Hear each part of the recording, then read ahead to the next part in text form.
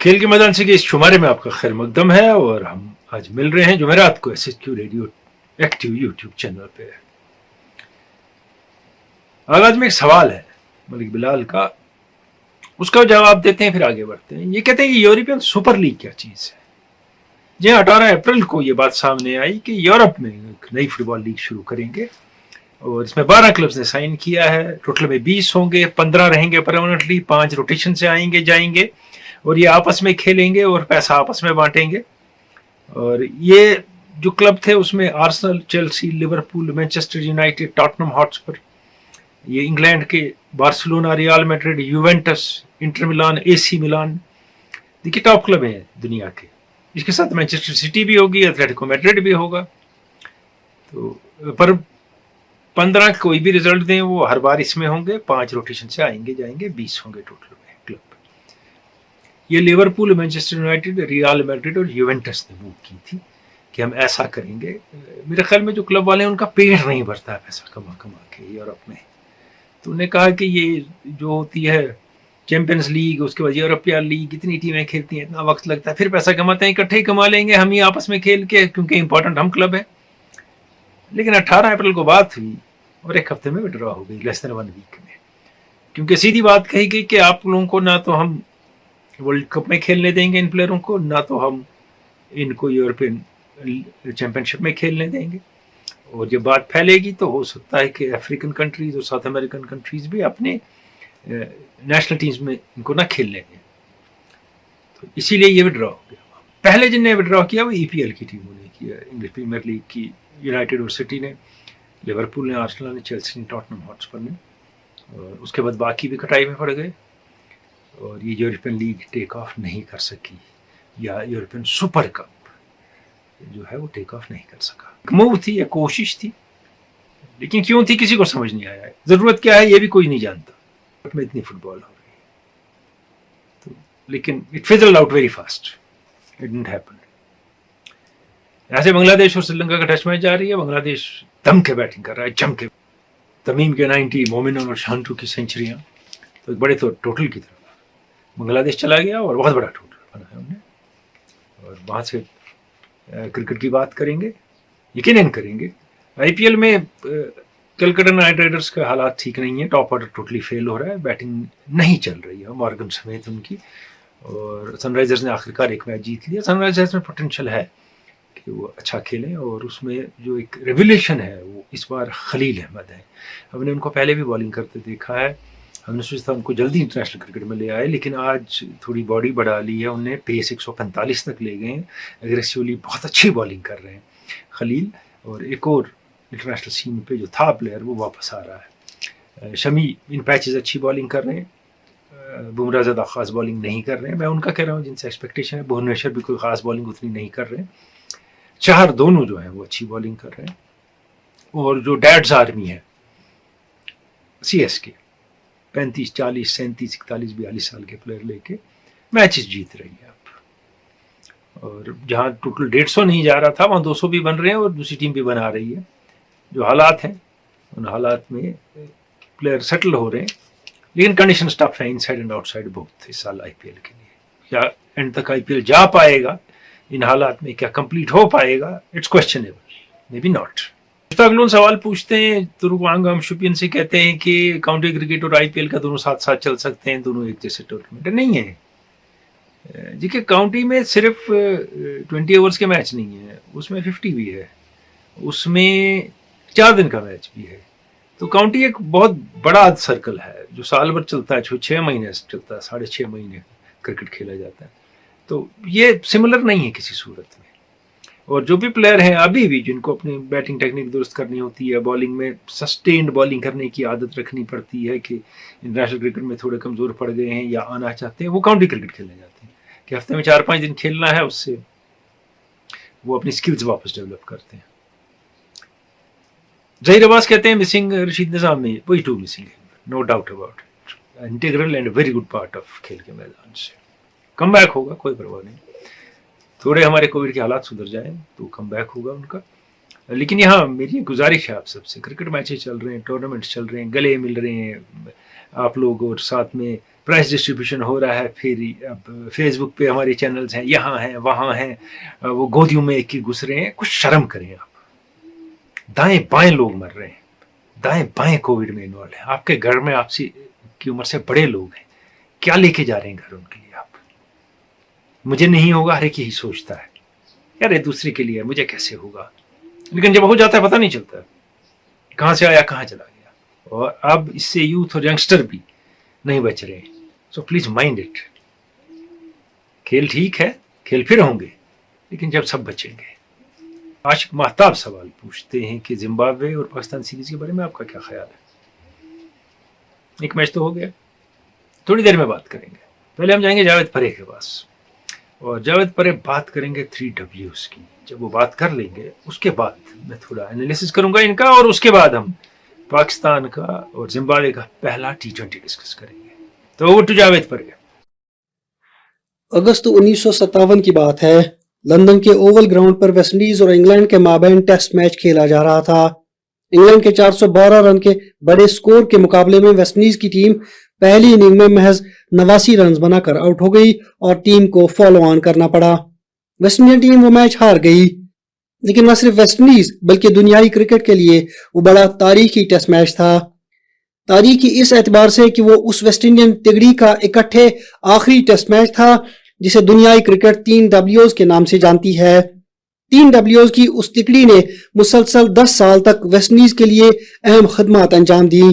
اپنے دور میں یہ کھلاڑی West Indian middle order batting میں ریڑھ کی ہڈی کی حیثیت رکھتے تھے. یہ 3Ws ایورٹن ویکس، کلائیڈ والکاٹ اور فرینک وارل ہیں، جنہوں نے 50 کی دہائی میں ویسٹ انڈیز کی بیٹنگ کا بوجھ اپنے کندھوں پر لیا تھا اور اس ذمہ داری کو بحسن خوبی نبھایا. 1 اگست 1924 کو کینسنگٹن اوول میں فرینک وارل کا جنم ہوا.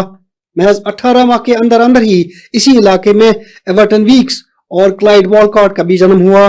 جہاں ایورٹن ویکس 26 فروری 1925 کو پیدا ہوئے، وہیں 17 جنوری 1926 کو کلائیڈ والکاٹ کی پیدائش ہوئی.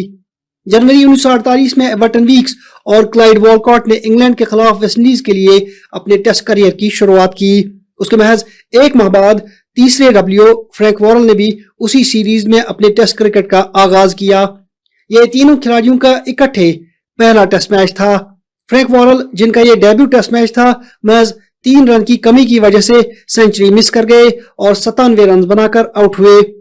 ویکس میچ میں 36 رنز بنا سکے، جبکہ کلائیڈ والکاٹ نے 20 رن سکور کیے. 1948 سے لے کر 1957 تک یہ تینوں کھلاڑی ویسٹ انڈیز کی بیٹنگ لائن کے 3 اہم ستون تھے. یہ 3 کھلاڑی تیسرے، چوتھے اور 5ویں نمبر پر بیٹنگ کرتے تھے. تینوں میں ایورٹن ویکس سب سے زیادہ کمپیکٹ تھے. ان کے پاس سب سے اعلیٰ قسم کی ٹیکنیک تھی. وہ مسلسل 5 ٹیسٹ سینچری سکور کرنے کا ریکارڈ بھی رکھتے ہیں. فرینک وارل تینوں میں آرٹسٹ مانے جاتے تھے. ان کی بلے بازی دیکھنے سے تعلق رکھتی تھی. گیم کو پورا اس کی میرٹ پر کھیلتے تھے.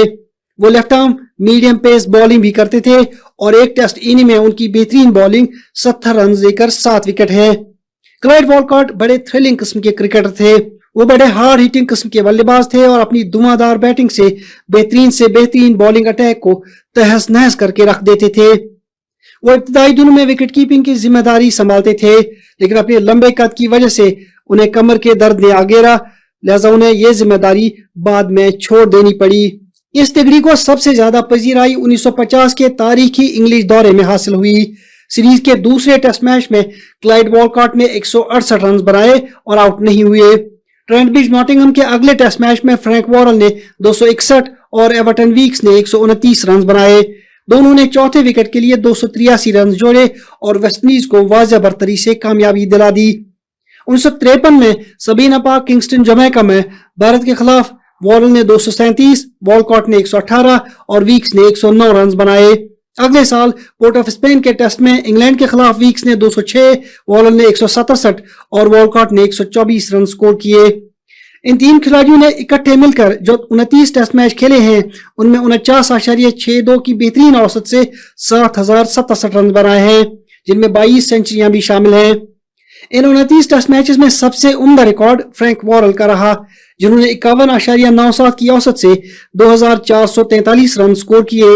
वॉलकॉट ने 49.78 की औसत से 2290 रन बनाए, जबकि एवर्टन वीक्स ने 47.22 की औसत से 2314 रन बनाए। लेकिन अगर तीनों खिलाड़ियों के इनफरादी करियर पर नजर दौड़ाएं तो कुछ अलग ही तस्वीर सामने आती है।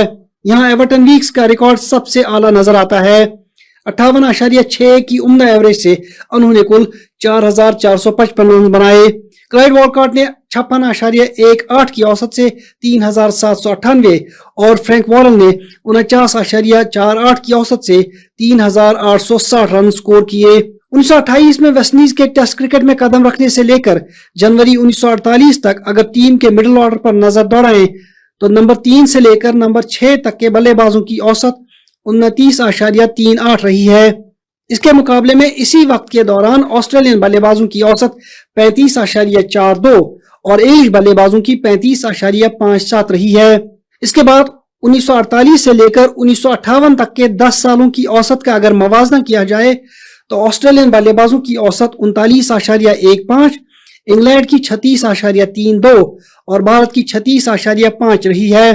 अब जरा इसी दहाई में वेस्ट इंडियन मिडिल ऑर्डर की औसत देख लीजिए, जो एकदम 29.38 से बढ़कर 47.99 हो गई।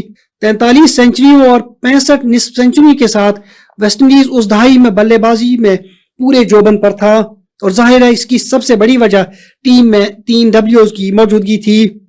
उनका रिकॉर्ड इस बात का गम्माज है कि ये तीनों खिलाड़ी वेस्ट इंडियन क्रिकेट की तारीख का एक सुनहरा बाब थे। तमाम सबसे हैरान कर देने वाली बात यह है कि एक ही अल्फाबेट से शुरू होने वाले नाम के 3 खिलाड़ी एक ही वक्त में एक ही जगह पैदा होते हैं और फिर एक ही वक्त में वेस्टइंडीज की नुमाइंदगी करते हैं। एक तजिए के मुताबिक बारबाडोस ने वेस्टइंडीज को 30% क्रिकेटर्स दिए हैं। बारबाडोस की आबादी को देखा जाए तो महज 7% लोग हैं जिनके आखिरी नाम डब्ल्यू से शुरू होते हैं। अगर प्रोबेबिलिटी देखी जाए तो 10 लाख की आबादी में 3 ऐसे लोग पैदा होने के चांसेस 9 के बनते हैं। इसको बस rarest of the rare case कहा जा सकता है, और जाहिर है ऐसा होना किसी करिश्मे से कम नहीं।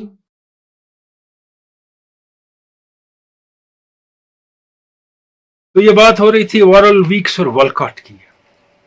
जब हम वेस्टइंडीज के ग्रेटेस्ट बैट्समैन की बात करते हैं तो रिचर्ड्स याद आते हैं लोगों को, ग्रीनिज आते हैं, जॉर्ज हेडली आते हैं, लॉयड आते हैं, कालीचरण आते हैं, ग्राइस होबर्स तो हैं ही। लेकिन अगर आप देखें रिकॉर्ड वाइज, परफॉर्मेंस वाइज, तो एवर्टन वीक्स तो इनसे ऊपर आते हैं सबसे। 58 की टेस्ट एवरेज है, सोबर्स की भी है तकरीबन उतनी, और 5 लगातार सेंचुरियां 5 इनिंग्स में टेस्ट में किसी ने नहीं बनाई। फिर 90 उसके बाद 60 में भी जा रहे थे, और बेमिसाल इनिंग्स। वॉलकॉट 50 से ऊपर की एवरेज, वॉरेल ऑलमोस्ट 50 की एवरेज। लेकिन प्रॉब्लम यह है कि हमारी नज़र में इंटरनेशनल क्रिकेट सिर्फ खेला गया 80 से आज तक, पीछे की बात नहीं करनी। अगर एक आध प्लेयर पीछे का उसकी करेंगे, बाकी नहीं करेंगे। अब थोड़ी बात आप तक पहुंचाऊंगा मैं। जावेद ने बहुत अच्छी बातें की, उसके बाद 3 डब्ल्यूज के बारे में। एवर्टन वीक्स ने 12 इनिंग्स में टेस्ट मैचेस में 1000 रन मुकम्मल किए। क्या आपकी नज़र में आसपास कोई खिलाड़ी है जिसने 12 इनिंग्स में किया? ये रिकॉर्ड ब्रैडमैन से बेटर है। जहां 3 डब्ल्यूज की बात होती है तो ये तीनों डब्ल्यूज जो हैं ये एक ही मिडवाइफ के थ्रू पैदा हुए हैं, यानी एक ही दाई के थ्रू पैदा हुए हैं। इंटरेस्टिंग बात है, अजीब सी बात है। हालांकि इनमें से जमैका चले गए और कुछ उधर से खेला उन्हें, बाद में ज़्यादा नहीं खेला बारबाडोस से वॉरेल ने, मगर सन ऑफ बारबाडोस ही मानते हैं उनको। वॉरेल की 500 से ज़्यादा की 2 फर्स्ट क्लास में पार्टनरशिप्स हैं फ्रैंक वॉरेल की। जब नारी कॉन्ट्रैक्टर का किस्सा हुआ, उनके सर को गेंद लगी, तो तब खून देने वालों में पहले सर फ्रैंक वॉरेल थे उनके लिए। और एक बार तो उन्होंने वेस्टइंडीज में डबल सेंचुरी बनाई तो लोग मैदान में आ गए और एक शख्स जिंदा मुर्गा लेके उनको इनाम देने मैदान में आ गया, तो उनने उनको पकड़ा दिया। और आज भी क्रिकेट एसोसिएशन ऑफ बंगाल साल में एक ब्लड डोनेशन कैंप करती है सर फ्रैंक वॉरेल की याद में, और उसका नाम मान ही रखा ही जाता है वॉरेल डोनेशन कैंप। तो और सर फ्रैंक वॉरेल जो थे वो उनने यूनाइट किया वेस्टइंडीज़ के क्रिकेट को, और वो एक ऐसे कैप्टन थे जिसने सिर्फ 15 टेस्ट में कैप्टनशिप की नाम जीते। لیکن کیپٹنشپ کی تاریخ میں ان کا بہت بڑا نام مانا جاتا ہے. ایک بات وہ پہلے سیاہ فام تھے ویسٹ انڈیز کے, اور گیری سوبرس کے بھی کیپٹنشپ, گیری سوبرس کے کیپٹن بھی رہے. گیری سوبرس کو ڈکٹیٹ کرنا چیزیں بڑا مشکل تھا, وہ اسی قسم کے کھلاڑی تھے. ہوتا ہے بہت سے جینیسز کو, لارا کو بھی ایک پیریڈ میں یہ مسئلہ تھا, لیکن ورل ان کو زبردست ہینڈل کرتے تھے. اور میلبرن میں جب 60-61 کی سیریز چل رہی تھی, جب ان کی ٹیم ہوٹل سے میدان جا رہی تھی, ٹیسٹ میچ بڑا گرپنگ تھا, تو ہزاروں لوگ ویسٹ انڈیز کی ٹیم کے ساتھ میدان جاتے تھے روز میچ کے لیے, آسٹریلیا کے ساتھ نہیں, ویسٹ انڈیز کے ساتھ. اور کمال کی بات یہ ابھی سیریز جاری ہی تھی کہ اس سیریز کا نام کر دیا گیا, اسے ڈکلیئر کیا گیا کہ اب جو بھی میچ کی سیریز ہوگی آسٹریلیا اور ویسٹ انڈیز کے درمیان, اسے سر فرینک وارل ٹرافی کے نام سے کہا جائے گا. یہ کسی کھلاڑی کی زندگی میں وائل پلئنگ نہیں ہوا ہے. ان کو نیلسن مینڈیلا آف کرکٹ بھی کہا جاتا ہے, جیسے انہیں کیریبینز کو یونائٹ کیا, جیسے کالوں کے لیے فائٹ کیا اور ان کے لیے کام کیا, سیاہ فام لوگوں کے لیے, وہ بھی کہا جاتا ہے ان کو. اور بہت زیادہ عزت ہے ان کی کرکٹنگ سرکلز میں. یہ 42 سال کی عمر میں لیکیمیا سے 41-42 کی عمر میں گزر گئے. کلائیڈ والکاٹ تھے جن میں سب سے باری برکت تگڑے, اور کہتے ہیں ہارڈسٹ ہٹر جو ویسٹ انڈیز میں پیدا ہوئے کلائیڈ والکاٹ ہے. وہ لائڈ سے بھی زیادہ ہارڈ ہٹنگ بیٹسمین مانے جاتے تھے اپنے زمانے میں. کہیں ان کی فارمل ٹریننگ اور کوچنگ لائف میں نہیں ہوئی تھی والکاٹ کی. وہ وکٹ کیپنگ بھی کر لیتے ایک پیریڈ میں, پھر وہ قد زیادہ لمبا تھا, جیسے جاوید نے کہا, تھوڑی بیک میں تکلیف ہوئی, چھوڑ دی. 574 رن کی ان کی فرسٹ کلاس میں پارٹنرشپ سر فرینک وارل کے ساتھ. 1955-56 کی سیریز میں آسٹریلیا کے خلاف 2 ٹیسٹ میں لگاتار 2 اننگز میں سینچری والکاٹ نے بنائی ہے. ایک پیریڈ ایسا ہے والکاٹ کی زندگی میں جو ہم نے 12 ٹیسٹ کھیلے تھے پچھلے, ان میں 12 سینچریاں بنائی تھی. اس رفتار سے وہ سینچریاں بنانے جا رہے تھے. اور جیسا کہ آپ نے سنا بھی کہ ان 3 نے مل کے بہت زیادہ سینچریاں بنائی. 10 سال ان نے اکٹھے کھیلا, لیکن کتنے کم ٹیسٹ کھیلے. دیکھیے اب جاوید نے جو کہا, کم ٹیسٹ میچز کھیلے جاتے تھے تب. ٹیڈ ڈیکسٹر کہتے ہیں جو انگلینڈ کے کیپٹن تھے, عظیم بیٹسمینوں میں سے ایک تھے, انہوں نے بعد میں بھی کرکٹ دیکھی ہے ریٹائرمنٹ کے بعد, کہا ان سے والکاٹ سے ہارڈ ہٹنگ بیٹسمین میں نے نہیں دیکھا. ایک مرتبہ انہیں برائن اسٹیتھم کو ہٹ ماری سوینا پارک میں. وہ گراؤنڈ سے گئی, باہر سامنے اسکرین کے نیچے کنکریٹ لگا ہوا تھا جس پہ اسکرین تھا, اس سے ٹکرائی اور واپس آ کے پچ پہ پہنچ گئی. اتنے فورس سے لگی اور واپس آئی. اس طاقت سے والکاٹ ہٹ مارتے تھے. آسٹریلیا کے ساتھ ایک سیریز میں والکاٹ نے 827 رن بنائے. ایورٹن ویکس کی بات یہاں آئی کہ ان کا نام ایورٹن کیوں رکھا گیا تھا. انگلش پریمیئر کلب جو تھا, فٹ بال کلب, اس کے بڑے فین تھے ان کے والد, تو ان نے اسی کلب پہ اپنے بیٹے کا نام ایورٹن ویکس رکھا. جاتے جاتے ایک اور بات بتا دوں, جان آرلٹ نے کیا کہا تھا ایورٹن ویکس کے بارے میں. جان آرلٹ نے کہا تھا, he hits boundaries of those balls which all other batsmen deem fit to leave. They are among the greatest players who have played cricket, test cricket ever. عاشق مہتاب نے پوچھا تھا پاکستان زمبابوے سیریز کی. پاکستان 11 رن سے پہلا میچ جیت گیا اور بیٹنگ پاکستان کی نہیں چلی پہلے میچ میں. وہ رضوان کا کیچ 13 پہ چھوٹا اور انہی نے ساری اننگ کیری کی بعد میں, اور پاکستان میچ جیت گیا فائنلی. پاکستان نے چینجز کیے تھے, شاہین افریدی, حسن علی وغیرہ کو ریسٹ دیا تھا, اچھا ہے. لیکن پھر 11 کھلاڑی کھلائے انہوں نے, ایک کمبینیشن نہیں کھلائی. یہ بات سمجھ نہیں آتی ہے ڈسکلینے سے ڈرتے کیوں ہیں. مصباح حیدر علی نمبر 6 اور 5 کے بیٹسمین نہیں ہیں, وہاں ناکام ہو رہے ہیں, وہ باہر ہو جائیں گے ٹیم سے, وہ اوپنر یا 1 ڈاؤن ہے. ان کو عادت نہیں ہے اس پوزیشن پہ کھیلنے کی. Player is being miss used, یہ نہیں سمجھ رہے, کیونکہ ہم نے 11 پلیئر جمع کر کے کھلانے, اس میں جہاں جہاں مرضی بیٹسمین فٹ کر دیے, جہاں جہاں بالر فٹ کر دیے. ایسے کام نہیں ہوتا ہے. 2 لیفٹ آرم اسپنر کھیلے, دانش عزیز کھیلے اور نواز کھیلے, لیکن دانش عزیز نے ایک بھی بال نہیں کی. ایز آل راؤنڈر کھیل رہے ہیں, کیا ٹیسٹ ہو رہا ہے ان کا. پاکستان کے ینگ پلیئرز جو ہیں وہ جو وکٹ پہ آتے ہیں بیٹنگ کرنے, وہ ٹینس نظر آتے ہیں, ریلیکس نہیں آتے ہیں, یا یہ ڈر کہ ہم ڈراپ نہ ہو جائیں, یا دوسری چیز اپنی ایبلٹی پہ بھروسہ نہیں, یا ان کو لائسنس نہیں دیا گیا کہ go and play your own game, you will not be dropped, جو انڈین پلیئر کو ملتا ہے. اس لیے وہ جاتا ہے اور اپنی دن میں کھیلتا ہے, وہ ڈکٹیٹ کرتا ہے کیونکہ وہ جانتا ہے کہ میں پھر بھی ٹیم میں رہوں گا. وہاں وہ ڈکٹیٹ نہیں کر پاتا ہے. زمبابوے کے بالرز نے بہترین بالنگ کی, اس میں کوئی دو رائے نہیں ہے, لیکن شان ولیمز اینڈ پہ مات کھا گئے, اور جو 20 رن لاسٹ اوور میں پڑے اس کی وجہ سے وہ میچ ہار گئے جو رضوان نے مارے. آپ کہیں گے کیسے مات کھائی, میں آپ کو بتاتا ہوں. نگاروا نے بھی اوور کیا, انہیں 3 اوور میں 28 رن دیے تھے. اب آپ باقی بالرز دیکھ لیجئے جنہیں 2 اوور 3 اوور کیے, اور ان سے زیادہ اچھی اکانومی تھی اور بیٹسمین کو پریشان کیا. ان کے نام سنیے, ان کی انالیسس سنیے. مضربانی نے تو 22 رن دے کے 4 اوور میں 1 وکٹ لیا, اچھی بالنگ کی. जिंगो ने 3 ओवर 21 रन 2 विकेट, 3 ही क्यों किए,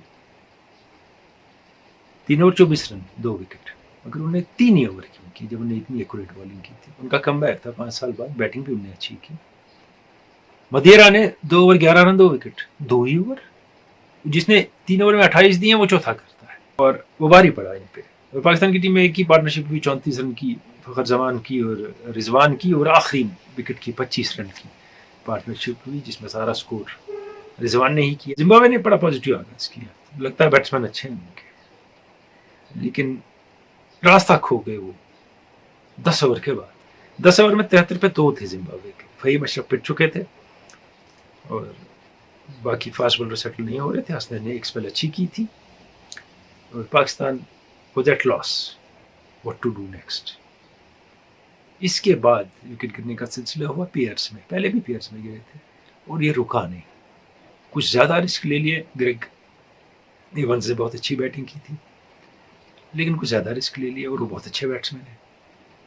79 पे 4 हो गया, 91 पे 5 हो गया, 96 पे 6 हो गया और 122 पे 7 हो गया। यहाँ से ओवर बढ़ते गए, रन नहीं बनते गए।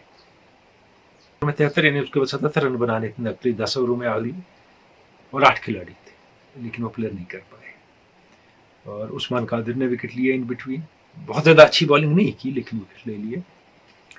और हारिस रऊफ के आखिरी स्पेल में 1-2 ओवर अच्छे रहे, बीच में उन्हें भी लूज बॉलिंग की, लेकिन यहाँ ब्रेक थ्रू मैन जो साबित हुए हफीज हुए। 4 ओवर 21 रन 1 विकेट, और उनसे तब्दीली आ गई मैच में। अगर आप देखेंगे 19 ओवर के बाद पाकिस्तान का स्कोर 129 था, जिम्बाब्वे का 130 था, लेकिन लास्ट ओवर में जो 20 रन बने रिजवान ने बनाए, उससे जिम्बाब्वे मैच हार गया। अब शर्जील खान को भी खेलना होगा मुझे लगता है, फखर जमान को रेस्ट दे सकते हैं, बाबर आजम खुद रेस्ट कर सकते हैं, कोई बात नहीं है। शर्जील खान को खिलाएं, हैदर को ओपन कराएं, और जो बाकी और प्लेयर हैं उनको उनके फुल पोटेंशियल पे खिलाएं, और एक टीम खिलाएं बनिस्बत के 11 प्लेयर जमा करके। जिम्बाब्वे ने बहुत अच्छा खेला, लेकिन अगर इस सिचुएशन में वो जीत नहीं पाए तो अगले कैसे जीतेंगे। मोहम्मद रमजान मुगलपुरा से पूछते हैं कुपवारा से कि यूनिस खान का क्या रोल है पाकिस्तान की टीम में, क्या बैटिंग इंप्रूव हुई है बैट्समैन की उनके आने से। देखिए, कुछ बैट्समैन का अपने ऊपर भरोसा बढ़ गया है, फहीम अशरफ का भरोसा बढ़ गया, रिजवान का बढ़ गया है, जो वो कुछ चीज़ें करते थे बैटिंग में उनको रिस्ट्रिक्ट कर रहे हैं। बाबर आजम की स्ट्राइक रोटेशन बढ़ गई है पहले के मुकाबले, सिंगल्स वगैरह लेना काफ़ी बेहतरी आई है उस सेंस में, लेकिन बहुत से प्लेयरों का माइंड सेट वो चेंज नहीं कर पा रहे हैं। यंगस्टर का वो आसान भी नहीं है चेंज करना, क्योंकि वहाँ एक मामला है जो पिछले दिनों वकार यूनिस ने कहा, उस पर लोगों ने उनका मजाक उड़ाया। उन्होंने कहा कि मैं बॉलिंग कोच हूँ, सही है, लेकिन जो टीम के फैसले हैं उनमें मेरा हाथ नहीं है, और ये लोगों को समझना चाहिए। यूनिस खान और वकार यूनिस का टीम के फैसलों में हाथ नहीं है, वो टीम सेलेक्ट नहीं करते हैं, वो कैप्टन और कोच करता है, वही सेलेक्टर भी है, वो टीम सेलेक्ट करते हैं। ये बैटिंग के लिए हैं, वो बॉलिंग के लिए हैं, इनका स्ट्रेटेजी और अमल दखल नहीं है, और ये कंसल्ट भी ज़्यादा नहीं होते हैं दोनों।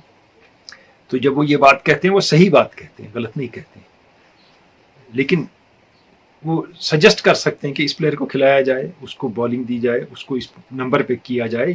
ये वकार यूनिस और यूनिस खान करते हैं और ये कर सकते हैं, लेकिन ये इंश्योर करना कि हैदर अली ओपनर निकलेंगे और 3 मैच खेलेंगे, उनसे कहा जाए ताकि वो परफॉर्म कर सकें, ये मिसबा का काम है जो वो नहीं कर पा रहे हैं, क्योंकि इतने यंगस्टर आ रहे हैं तो परफॉर्म क्यों नहीं कर रहे हैं। अगर आप देखें 2002 से 2020 तक पाकिस्तान ने 36 फास्ट बॉलर टेस्ट मैचेस में ट्राई किए, 36 फास्ट बॉलर, और याद है किसी ने 100 विकेट लिए।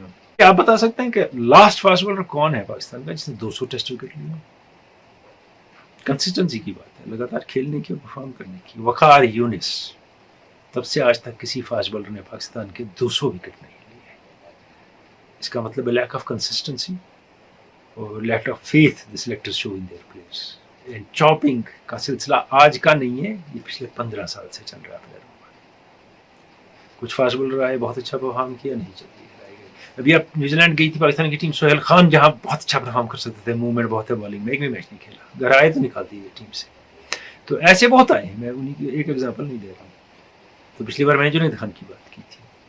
तो ऐसी टीम बनती नहीं है, ऐसे रीबिल्ड नहीं होती है। They are still feeling in the dark for T20 world cup. कुछ लोगों ने सवाल पूछे हैं मुझसे, कुछ डायरेक्ट भेजे हैं, कुछ कहीं और साइट्स पे भेजे हैं कि बेस्ट बॉलर, बेस्ट बैट्समैन, वो ये मैं प्रेफर करता हूँ इनके जवाब ना दूँ, ये अच्छा नहीं लगता।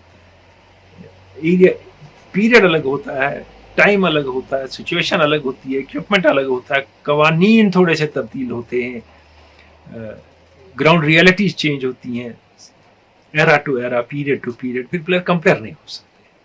अब नहीं कह सकते नहीं यही ग्रेटेस्ट है, नहीं वही ग्रेटेस्ट है।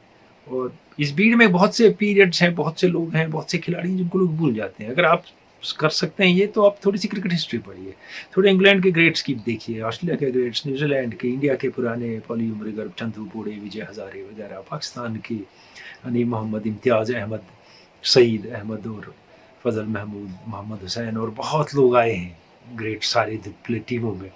तब आपको पता चलेगा कि बड़े अजीम खिलाड़ी पैदा हुए हैं क्रिकेट में। वो जिनकी कमेंटेटर बात करते हैं, जिनको हम जानते हैं, सिर्फ वही नहीं है। ज़िमनन याद आई कमेंटेटर की बात, एक कमेंटेटर हैं बहुत अच्छी, अंग्रेजी बोलते हैं, क्रिकेट बोलें या ना बोलें, और बहुत देर से कमेंट्री कर रहे हैं। उनकी किताब में गुड लफ्ज़ नहीं है, वो आप कभी नोटिस करना, फिर मुझे बताना किसकी बात मैं कर रहा हूँ। वो कहते हैं not a bad over, not a bad shot, not a bad ball, not a bad run, not a bad innings, not a bad catch, जिसको वो कह सकते हैं good catch, a good innings, a good shot, नहीं बोलते, बस तोते की तरह नॉन स्टॉप बोलते हैं सिंग सॉन्ग वॉइस में, और बैड बैड बैड बैड किए जाते हैं। और जो रिची बेनो ने कहा था कि आपको डिस्क्राइब करने की जरूरत नहीं है, बॉल दौड़ रही है, आदमी दौड़ रहा है, वो देख रहा है, ये दिख रहा है, वो सारा काम वो करते हैं और बाकी कमेंटेटर्स भी करते हैं। So we are getting the worst kind of commentary that was happening in India England series and it's being followed in IPL। मिलते हैं इतवार को, दीजिए इजाजत, खुदा हाफिज।